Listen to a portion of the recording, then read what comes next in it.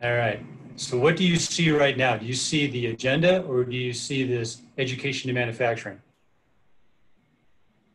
Currently, we're showing the agenda, so I can stop sharing. Oh, okay. So that's the problem. Yeah. Can you stop sharing for just a moment?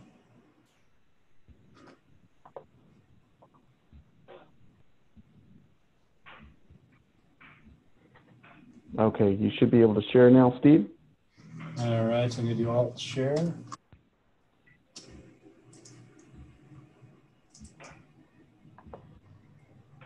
All right. So are you seeing this, the document, education and manufacturing? Yes. Excellent.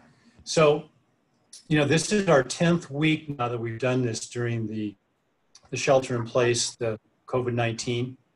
And so what I've done with the help of Karen Fraser Middleton is I've gone through and we've collected a lot of the resources that have been talked about on this call. Karen kind of dolled it up or printed it up for us. And we put it together here, as you can see on the screen. I'll share this to you. She's put it into a PDF format, and I'll send this out. And of course, we'll need to update this. And as you look at it, please let me know if there's things that we've missed or overlooked, because we want to make this a resource for you to be looking at. Because I'm assuming most of you are going to spend some of your summer thinking about how you're going to deliver your curriculum in the fall.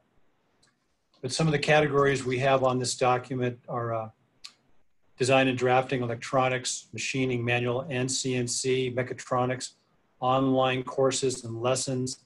I put a category in there, other, just kind of miscellaneous that didn't fit. Got some projects that a couple people have shared on these calls, a little bit on robotics, some activities and things for student interaction, some teacher YouTube channels, people there. I think there's 4 teachers that have shared their YouTube channels, and welding. So that's some of the stuff, but I also wanted to share with you, and I've lost it.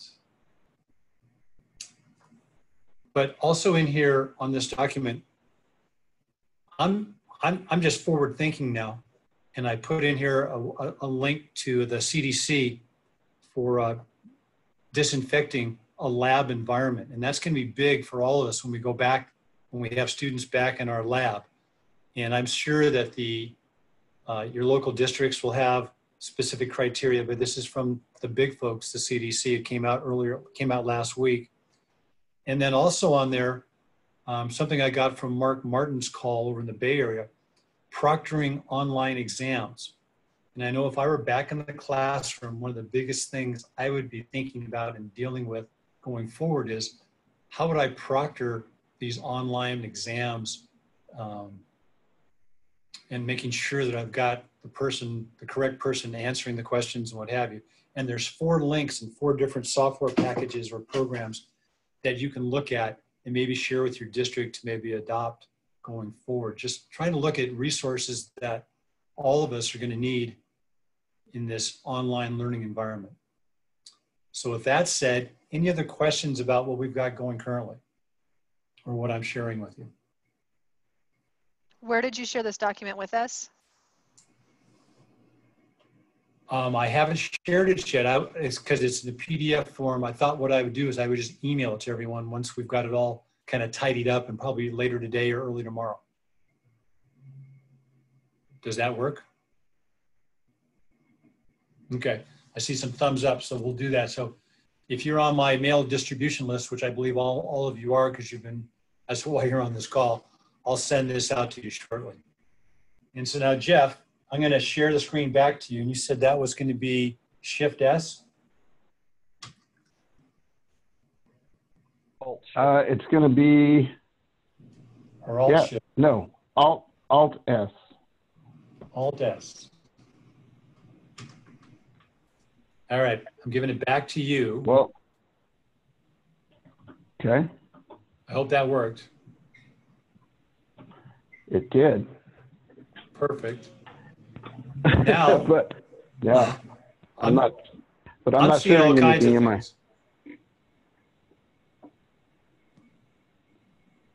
things. Hold up.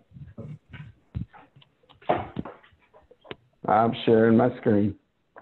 All right. How about now? There you go. I see it.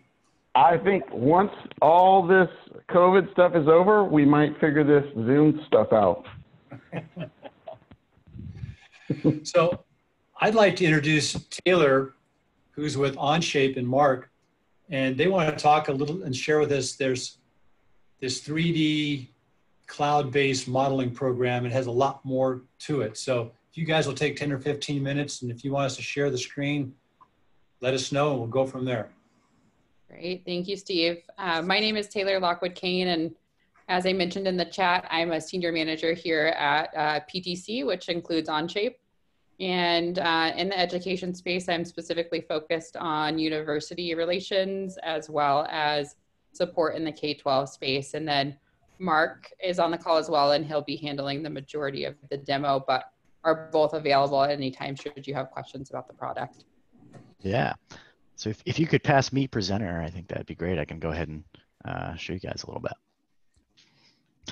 And in terms of like a demo here, I only have a very kind of loose script that I'm following here. So please feel free to just interrupt at any time and ask questions specific about kind of what you're interested in. It seems like all of your backgrounds are super relevant to CAD in general. So I'm sure you've already got some experience there. So let me share. Okay, Mark, you should be able to share. Yep. All righty. And can you see my screen now? Yes. Should see a deck? Cool. All right. I'll be relatively brief on the deck so we can get into the software. So OnShape. So specifically, we're talking about OnShape for education here, but let's just kind of lay down a little bit of information about OnShape in general. So as it was mentioned, it's a CAD tool. It's not unlike SolidWorks or Creo or CATIA or NX or Solid Edge. All of those are parametric solid modeling tools, of which OnShape is one of those. What is unique about OnShape is, one of the reasons why we have, thousands of people, and especially in education right now, that are switching to it, in that it is entirely cloud-based. So it was built from scratch to be a cloud-based tool.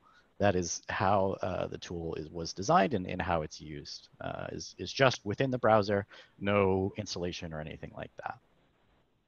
And we often call it like the Google Docs of CAD, and I'll keep coming back to that, right? Because that's a very similar story. Google Docs was created to be cloud-based in your browser from start to end. That's how it is.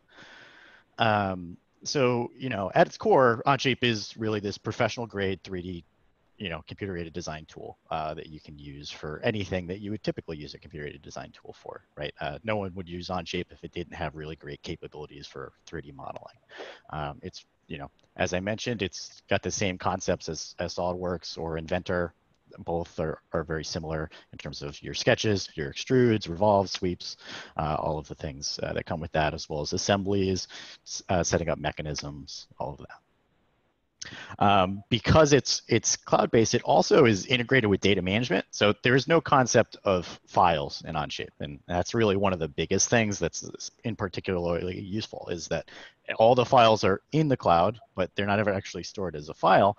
And therefore, you never have to worry about actually having access to your data. So data management is a component of it, and it actually really helps with your workflows in terms of sharing with other people, as well as, managing versions of your document as it goes through its life cycle, all of that. OnShape, it works on Chromebooks. It's definitely one of the only CAD tools that works on a Chromebook. It also will work on an iPad and a phone. There's a mobile app that you can get. It works on Android, if you have Android tablets as well. It will work on I'm using a Mac right now. There's not too much professional CAD software that works on a Mac. And it's literally just an internet browser. If you went to the computer at your local library, you could log into OnShape and have, pretty much the exact same experience you would have as if it was on your computer at home. So that's definitely one of the unique parts of OnShape.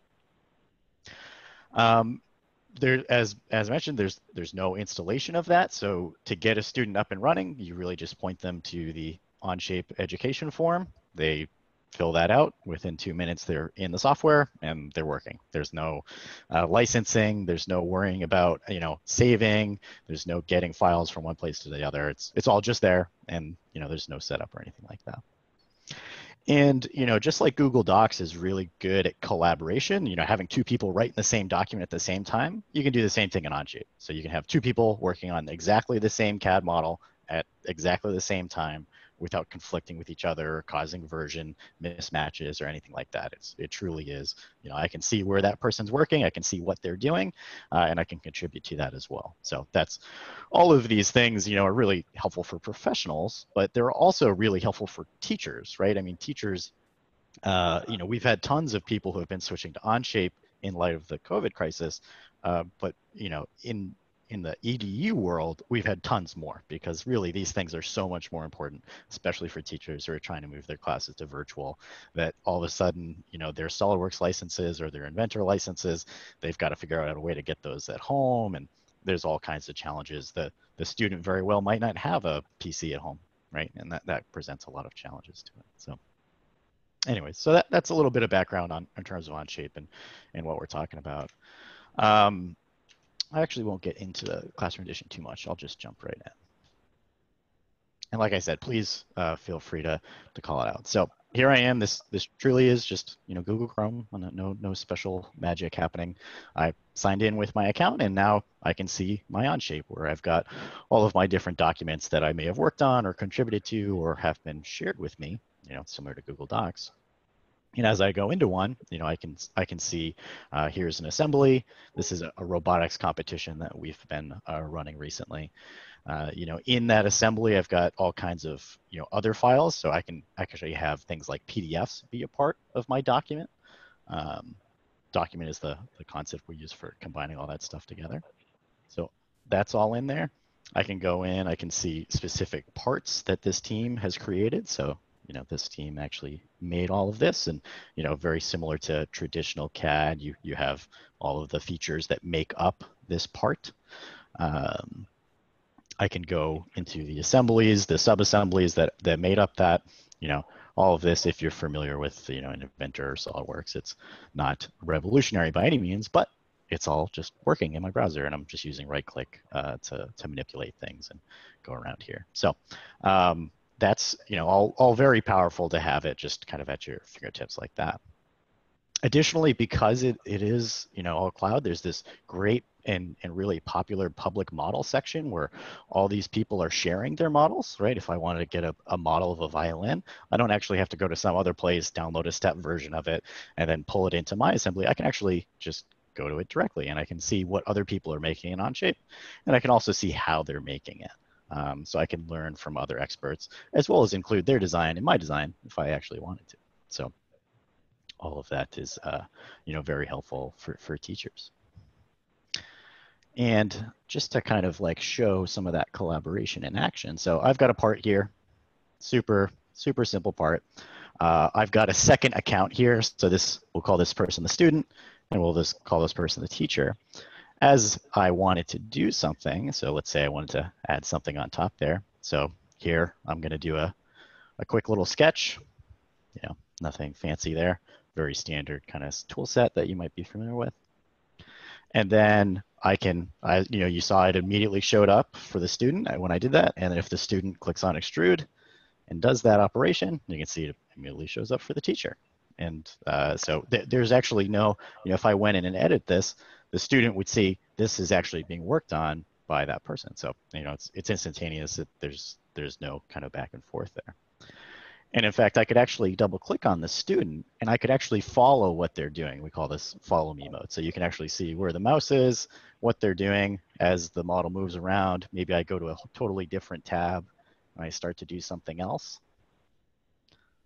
I'm also following the operations that they're doing, no matter what they're doing kind of within that. So it's almost like a Zoom call, but, actually within the software itself. So that real-time collaboration is super helpful in terms of talking with the student.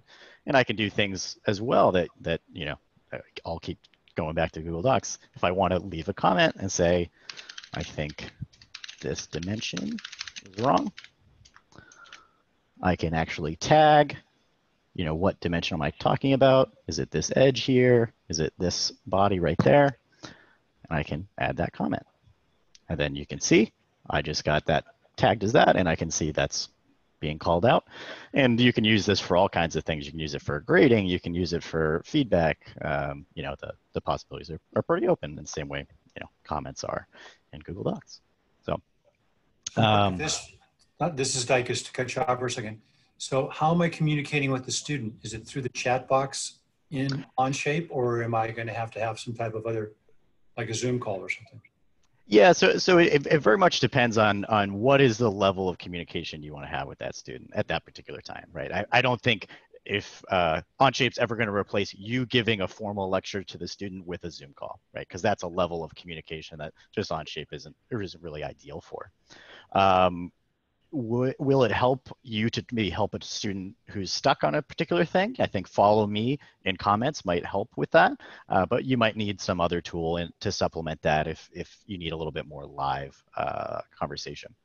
But things like asynchronous feedback, I think comments are really good for that, right? Where you need some feedback on a particular design, or you put something and you want to submit it to the teacher and you want the teacher to actually go and grade. I think all of that can just be done, you know, directly through OnShape, and you don't need anything else to facilitate that. So hope that answers your question. It really depends on, I think, the situation and what it is you're trying to get out of your communication with the student. Thank you. Yeah, absolutely. Any other kind of questions? I know I'm going through stuff pretty quick, so I'm happy to take any as I go here.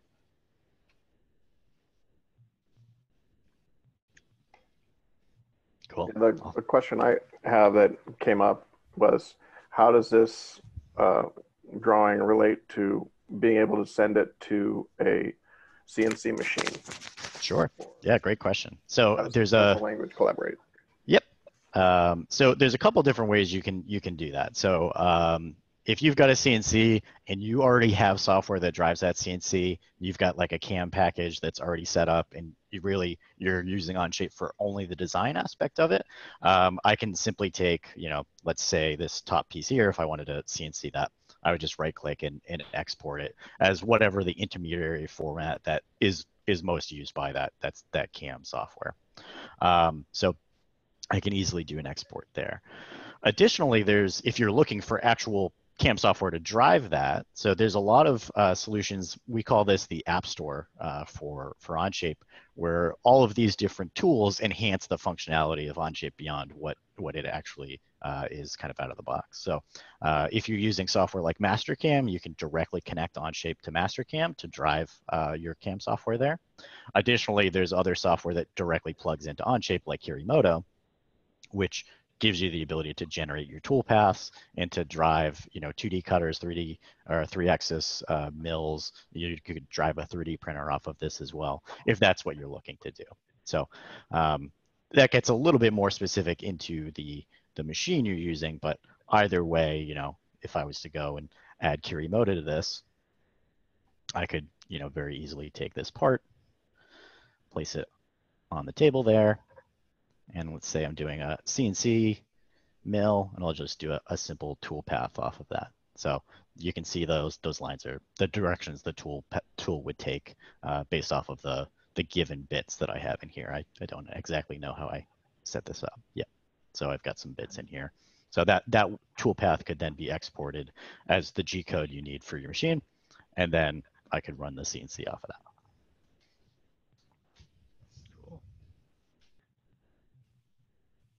Cool. Thank you. Yeah, absolutely. Any other questions?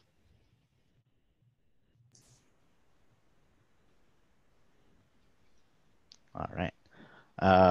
I think it was mentioned before, but there's a lot of learning resources that I'll call out for OnShape as well.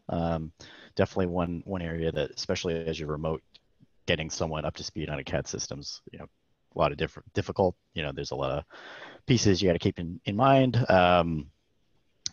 Two of the big learning pathways to call out is OnShape fundamentals. So if you already are familiar with CAD, you know, or if your student knows another CAD system and you're transitioning, I definitely recommend this one. It really points out what is unique about OnShape versus other CAD systems. So it's all about transitioning your knowledge.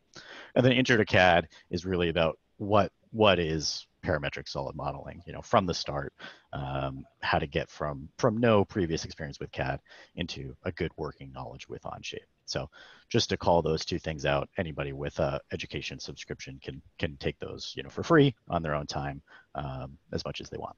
So another kind of big aspects there. So with most of us getting Chromebooks from our different schools, they don't come with a mouse typically. And as was my experience, at least, that I had to scrounge for a mouse to make the students' ability to use the software a little bit easier. Is that? Yeah, it's I mean, there's always inherent weaknesses to any trackpad, but there's certainly no reason why if you didn't have a mouse, you couldn't be as successful. Let me see if I can find it here. So one of the biggest settings is view manipulation. So by default, the OnShape settings are set up so that right mouse click is rotate, and zoom is in and out on the trackpad, and then it's some combination of control and alt to do your other kind of movement commands. So there's the default trackpad on any laptop will allow you to do all of the functionality within OnShape. Obviously, if with Chromebooks, if it's a very small one and they're working for long periods of time, you might have other problems there. But there's no reason why that wouldn't be just fine out of the box. Also, if you're familiar with one of these other tools already and you just want to not relearn new key bindings for that, you can absolutely apply those as well. But shouldn't be an issue directly there. Mark, do you want to touch quickly on just version history in the tool? Oh yeah, excellent. Yeah. So that's one of the big aspects of being a cloud-based tool that is really helpful is the history of what has happened and how you manage like versions. So obviously I've added a couple things to this, silly little part that I've got here, but I can actually see the full history of what's happened and when it happened. So I can see, at this time I made this feature, at this time I made this feature, and exactly who made those changes. It'll probably be a little bit more interesting on something quite complex. So I'll go to something like this. And I can take a look actually. Oh, I made a copy of this document and therefore I don't have history. All right, I'll go off of this. So you can see exactly what happened and who made it. So you can see this was made by the student. This was made by myself. Sorry, that text is a little small, but that history is actually really important for like assignments and like knowing, when did someone do something, who actually worked on it. I can't actually, I mentioned that there's no history here. So if a student actually just copied somebody else's work, you wouldn't see the list of what they did. So that's another way to kind of prevent cheating. So there's all kinds of functionality specific to, really knowing what has happened in the document over time, which is of particular use to teachers, and really to know if like a student struggled or what was their thought process in solving this. All of that is actually really useful, and everything's, whether it was a feature that was removed or something undone, you will still see that in the feature list. So gets to be really useful. Great. And then Mark, it looks like a couple of questions came in through the chat as well. The first is OnShape mainly for education or is it used by businesses as well? It's mainly used by businesses. Yeah. So it's, this is definitely an industrial commercial tool used by all kinds of large enterprises for really their core business. So that's not to say that education is, pushed to the side or secondary. An important part of having a really successful CAD tool that's professional is that it's taught in schools, right? And that's really one of the main jobs of Taylor and I is to help schools to also get access to it and to teach it in their classes so that when those students graduate, they want to use OnShape professionally. So. And Brett left a cool comment as well. As Brett mentioned, the founder of OnShape is also the founder of SolidWorks, and that core team was at SolidWorks for 15 years left and saw the value in having a true SaaS platform or an online platform like OnShape and created OnShape about 5 years ago as well. Looks like, Mark, the next question is, what other problems with Chromebooks, like what other problems might you foresee on a Chromebook as compared to maybe another laptop.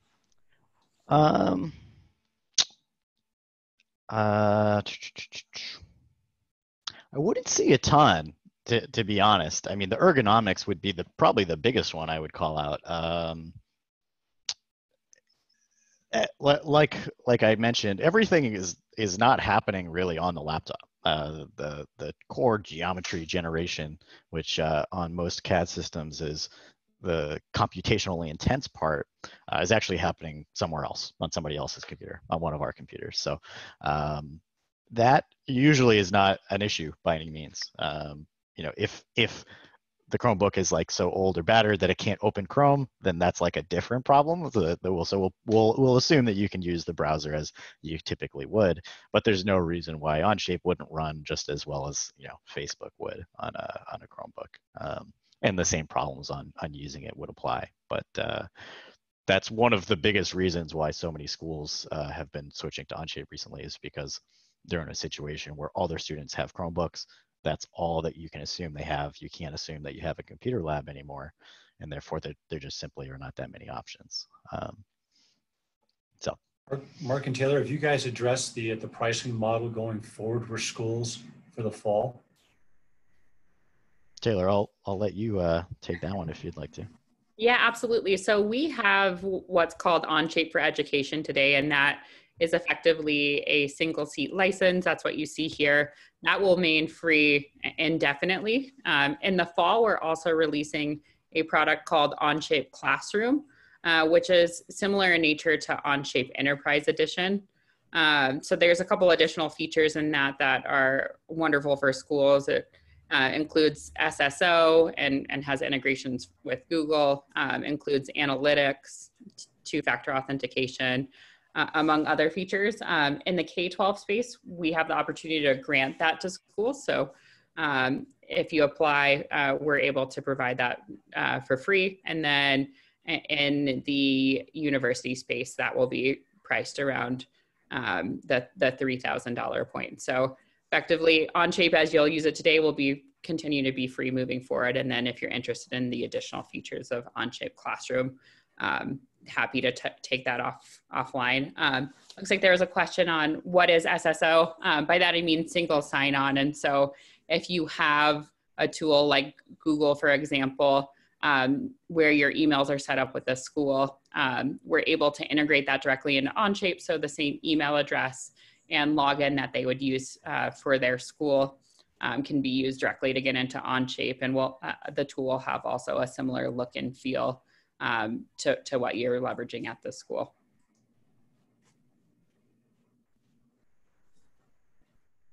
Great. And Steve, I can share all those links that I'm sorry not to cut you off. I can share all those links that you sent to me yesterday with everybody that's on the call, because you had some great resources from student activities, user forums or communities. Yeah. So I'll do that. Yeah, definitely. Thanks for passing those along for us. Yeah. Well, we're all here to help each other. As Mark mentioned, we're here for you all. So we both shared our emails. Feel free to reach out anytime if you have questions or need help as you get started. Cool. Thanks for letting us share, everybody. Thanks, Steve. Thanks, everyone. Thank you for coming on, you guys.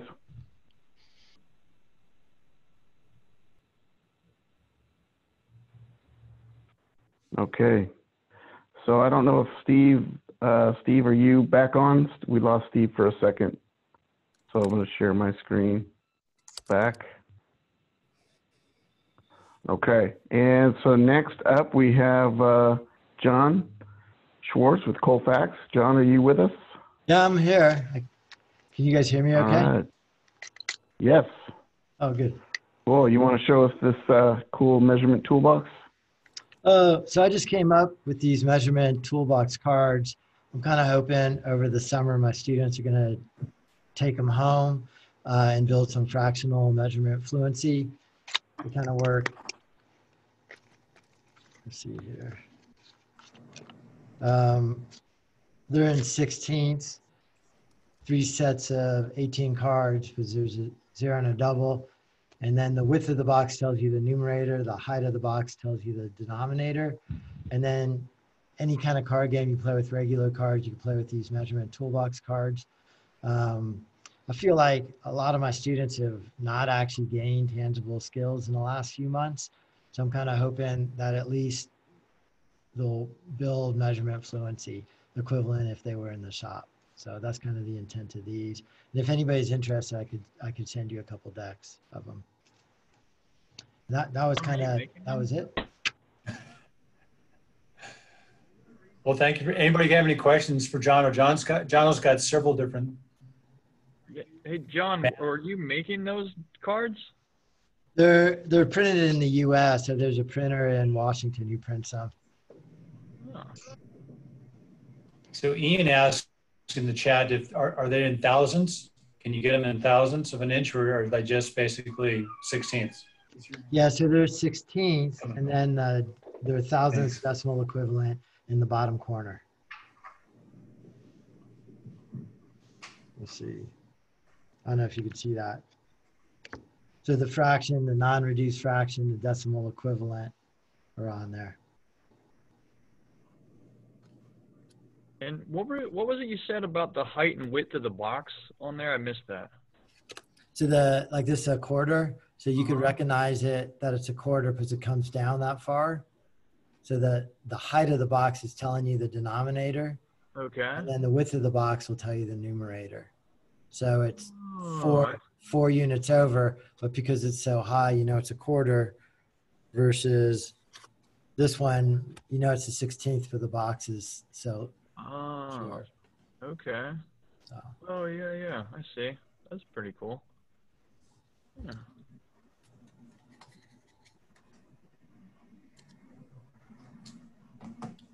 What other questions do you John, have? sorry if you, I'm sorry, I had a question. I think you might have already said this, but how much do those cards run?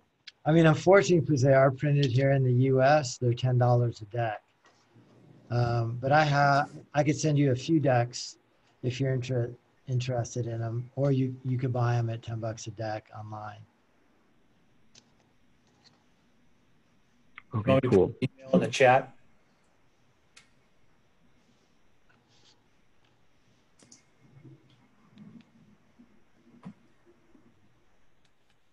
I'm sorry, everybody. My internet keeps coming and going. Jeff, you're carrying the ball. All right, you're leaving it up to me. All right, I'm going to go back to our agenda here. Hopefully my internet is holding up. Thank you, John, for sharing that. Any other updates? You know, one of the things that we were wanted to update you guys on is we have the Parallax tour coming up on. Is that tomorrow, Steve? Just nod. You don't have to say anything. Tomorrow morning, 10 a.m. So some of your students have already signed up. Anybody wants to be involved in that? Sign up registration link. We have if you like it. Just 65 people signed up right now, I think, and we have slots for a few more.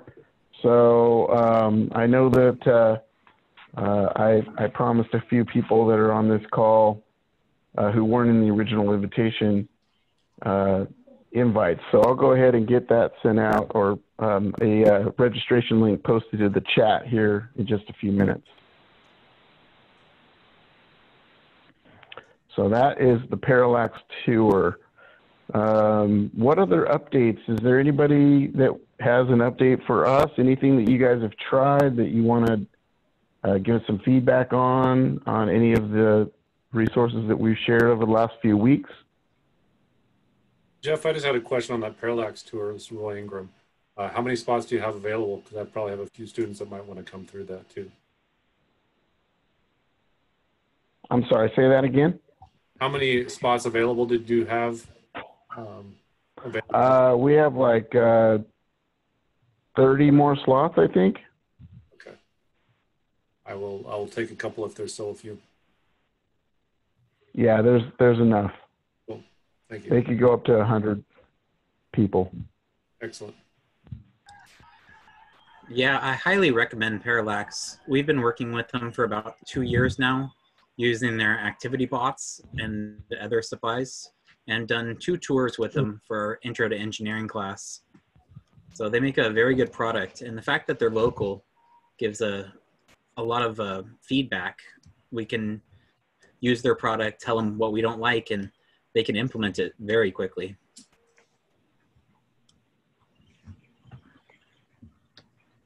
That's awesome. Awesome. Okay. Anybody else have anything they want to share with us today? Any problems? Anything that they need help with? Anything we can do for them or for you? Yeah, this is Pete. Just in terms of resources that we've tried a few weeks back, I know, I think it was Rob Hayworth that talked on here about the Tormach Path Pilot Hub, the like virtual browser-based programming for CNC. I've been using that for a couple of weeks with my students and been having pretty good success at just getting them able to write some basic G code. So if we end up doing this distance thing again in the future, I would recommend that to anybody looking for a way to introduce kids to CNC programming in this remote environment. Nice. That's good info. Who shared that with us originally? I think it was Rob Was Hayward. that? Okay, it was Rob. I thought it was either John Zay or Rob. But all right, that's great stuff. All right. We're going to do another call next week, same time. This time seems to be working well for everybody. 3:30. I can't think of anything else that we needed to talk about unless Steve chimes in. So Jeff, I just in the chat I just put the link to register for the Parallax tour. Starts at 10 morning. We'd like to fill that up. We just think this is going to be a great opportunity for students as well as some of us professionals. And then as we started this meeting today, we were talking, many of the high schools in the area don't have a definitive plan on what the fall semester is going to look like yet as far as how the classes are going to be run and what have you. I know the community colleges have come out and said what they're going to do, as well as the CSUs and the UCs. But I'm curious to start to understand what you guys are going to be dealing with, and then how we as a community can support each other and help each other prepare for, I'm going to assume, something that's going to look different than what we've been used to in the past. So any thoughts on that or any ideas?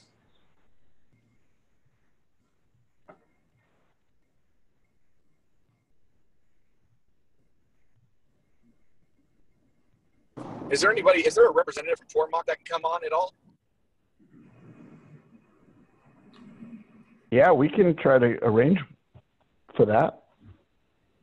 I'm sorry, who was that? I mean, what do you want on? Well, it'd be nice to have someone from Tormach come on and talk about their virtual work. You know, if students aren't going to be able to actually use the CAM software and actually produce something, but it sure would be nice for them to actually mock it up and be ready for when they do actually go back to the classroom. Does anybody Let's see what we can do. Anybody have a contact with Tormach? Please share it with me. I'll contact him. Yeah, we can dig around too and try to find one. Yeah, I don't have a specific contact to Tormach, but I like that idea. I like this general format that we've had with folks coming on and sort of giving these short demos of different products. And I'm probably going to be signing up for the OnShape to check that out in a little more detail. I got that app from a couple of weeks ago, and that's Spatial Viz a little bit. And yeah, it is really helpful as I'm making my plans for the fall as if we're going back to school like the old way, if I can call it that at this point. But I'm also sort of trying to line up some things to sort of hedge that bet a little bit, so that if, it may not, who knows, right? I mean, it could be August 11th when they say, oh, actually, we're going to start distance learning tomorrow. Well, it could happen. So I'm trying to be ready for either or. I think you'd be wise to do that, but that's going to take a little bit of your time this summer. It'd be great if we could all work together and support each other and come up with some great ways to make some good things happen for our students. Yeah, I think it's been helpful for me thus far, just in seeing, having these discussions and seeing the different things that are out there. It seems like we're now have some cool options for CAD, OnShape in particular, and I've been looking at a browser-based version of Fusion as well. And I've got a couple of kids playing with that to try it out for me. If anybody has any ideas on how can I teach kids to set up work offsets without having them come in here and do it on the machine, I'd really like to figure that out.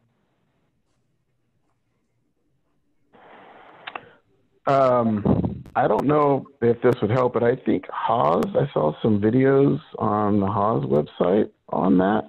I'll see if I can dig that up and send that to you. Cool.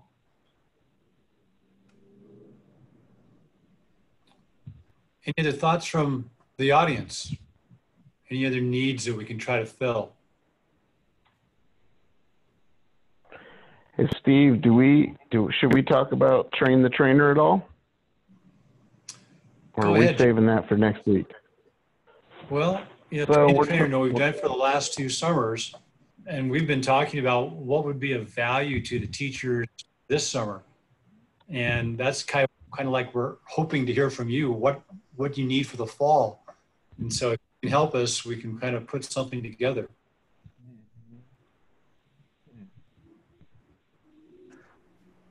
It's kind of hard to know what to need if we don't know what our situation is yet. Yeah, I know. Maybe one thing that might be,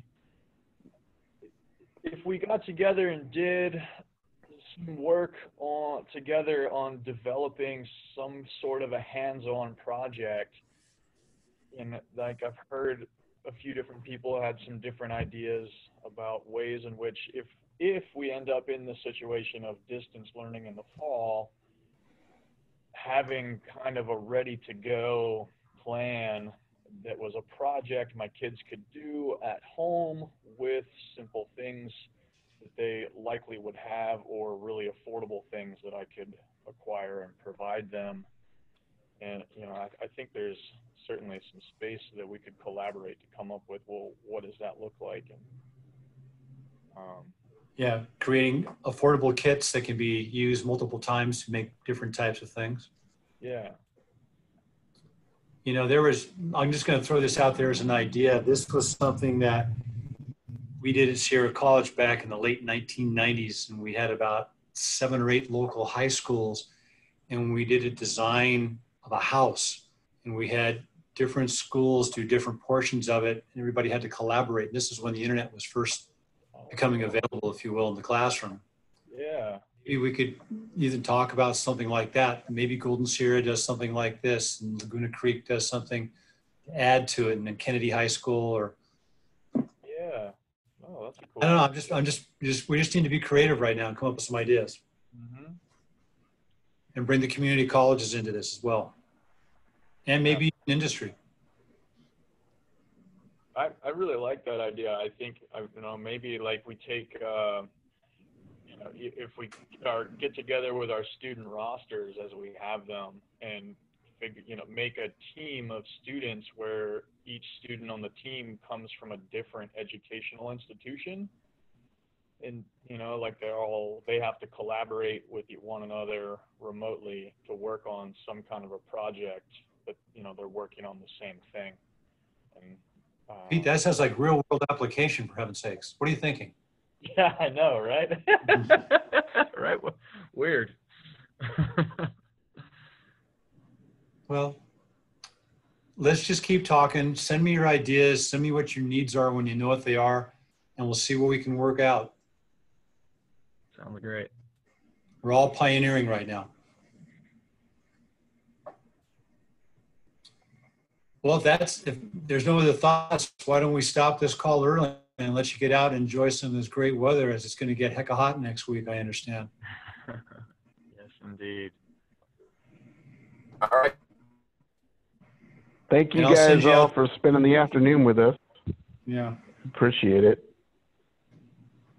Yeah. Steve, you're going to send out, what are you going to send out?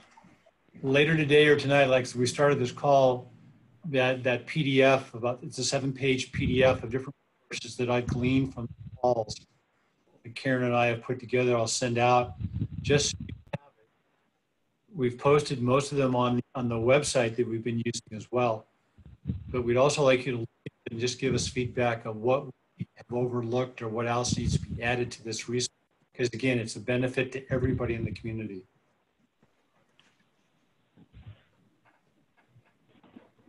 Fantastic. All right, everybody. Thanks for joining us this afternoon.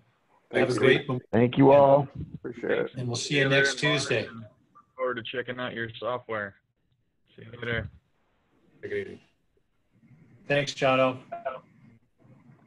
Thanks, Steve. Thanks, Steve. Good to see you all. Thank you for putting it together. You always do great stuff, man. Yeah, thank you, John. Thanks, Jeff. Okay, I'm leaving. All right, Jeff. Steve. We'll talk to you later. Bye, guys. Stop the recording. All right. Bye-bye. All right, bye.